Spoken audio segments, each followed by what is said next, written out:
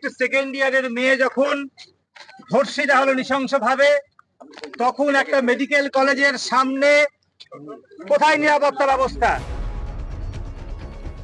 ফের প্ল্যাকার্ড হাতে পথে চিকিৎসকরা, উঠল বিচার চাই স্লোগান। এসইউসিআই এবং ভয়েস অফ অভয়ার বিক্ষোভকে ঘিরে রণক্ষেত্রের চেহারা নেয় আইকিউ সিটি মেডিকেল কলেজ ও হাসপাতাল।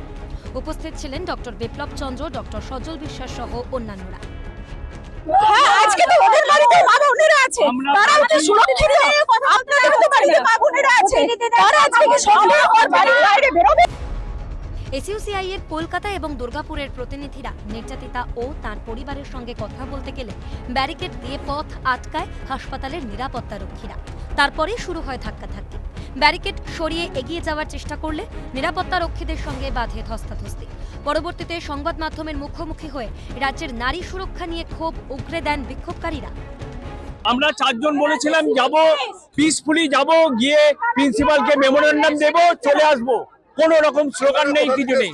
আমরা কলকাতা থেকে এসেছি, voice of Abhaya, voice of women. অত্যন্ত দুর্ভাগ্যজনক ঘটনা, পুলিশ গ্রেফতার করছে, এটা সারা দেশের সমস্যা বলে দাবি করে পাল্টা দিয়েছেন তৃণমূল নেতা কুণাল ঘোষ। যে ঘটনাটা ঘটেছে প্রাইভেট মেডিকেল কলেজের বাইরে, এটা একটা দুর্ভাগ্যজনক ঘটনা, খারাপ ঘটনা। এবার পুলিশ অ্যারেস্ট করছে। এগুলো নিয়ে সস্তা রাজনীতি হয় না, এটা সারা ভারতবর্ষের সমস্যা।